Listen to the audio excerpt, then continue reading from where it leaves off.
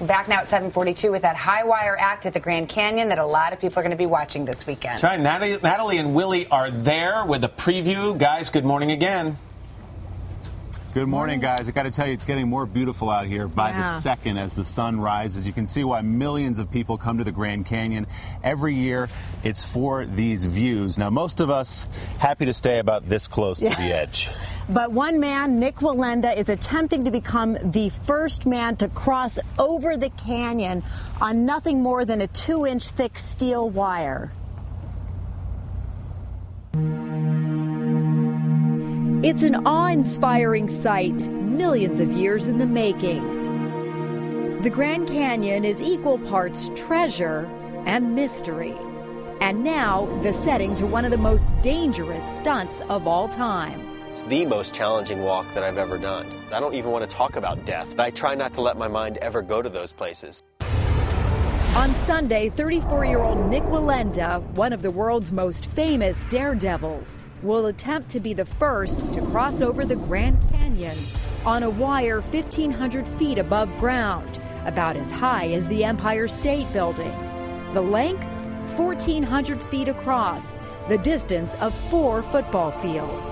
All on a wire just 2 inches thick, the width of just 2 bottle caps.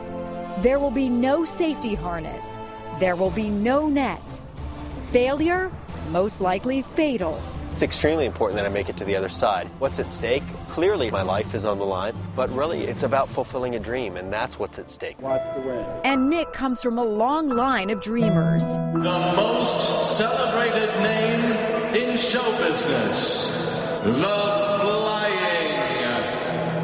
Wallendas. He is 7th generation of a family famed for defying gravity, always without a net.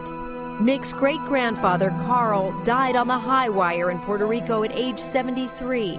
When he stumbled, there was nothing to catch his fall. And Nik will walk across the canyon in his family's tradition. I mean, it's that cable, and below that cable is nothing but 1,500 feet down to the little Colorado River. But that's important to me, to do it the way that our family's always done it.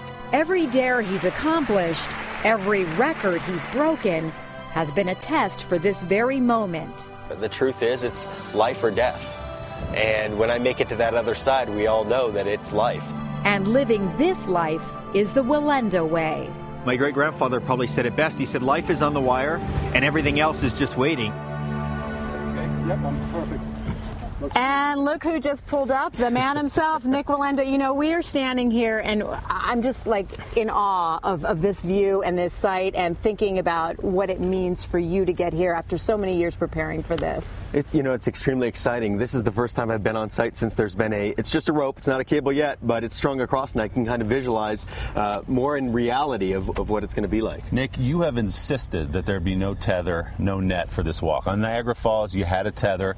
Why is it better for you not to have one? Because that's what you've argued. Well, the biggest purpose reason is because I've never worn one before. Other than that Niagara Falls walk, which I had no training for, I have never worn one. So it's something that's very uncomfortable for me. It's, like telling you to get in the car and drive on the other side of the road today. It's something that you're not accustomed to. What are the biggest concerns here? Because beyond the obvious, what you're crossing, but there are updrafts, I've trained very, very hard in my hometown of Sarasota, Florida. I trained during Tropical Storm Andrea with wind gusts of 52 miles per hour in a torrential downpour. I've trained with my wind machines, 91-mile-an-hour winds last week on the wires. Wow.